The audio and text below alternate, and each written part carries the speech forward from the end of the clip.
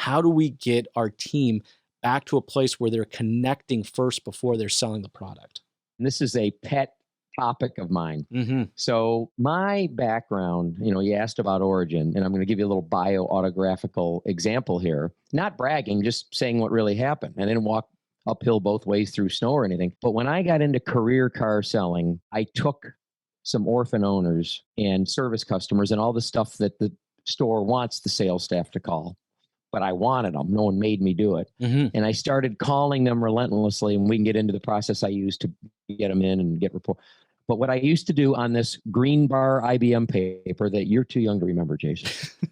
Thanks. That's true. But on my green bar customer report, I would put 1, 2, or 3 stars. 1 star is I called them up. They had no idea who I was. First call. Second star is if I could say Jeff Stearns, but not say the store I worked at. If I could move them to know who I was by Jeff Stearns, they got another star. And if I could move them, and I would test everyone after the first call, of course, and say, hey, it's Jeff. And if they knew who it was, hey, it's Jeff, it would be the third star without me having to say my last name or where I work. This was my process.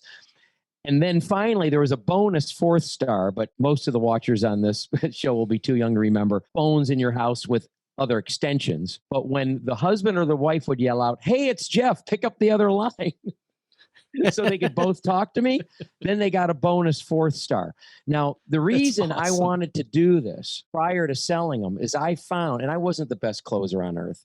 I ended up doing a very consistent and good job, made my first 6 figures in 87 when I was 21 or 2. So, I mean, and never went back. So, I mean, I was like, okay, right? Not like, Mr. Maida doing his 100 cars or whatever. Part of my process was building such a rapport that the negotiation piece and landing piece, because the trust was so high, was really small.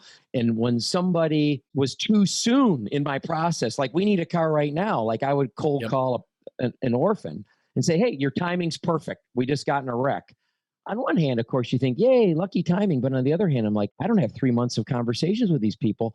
This is going to be a difficult negotiation. And I would usually be right, because then it would be all about money and grinding.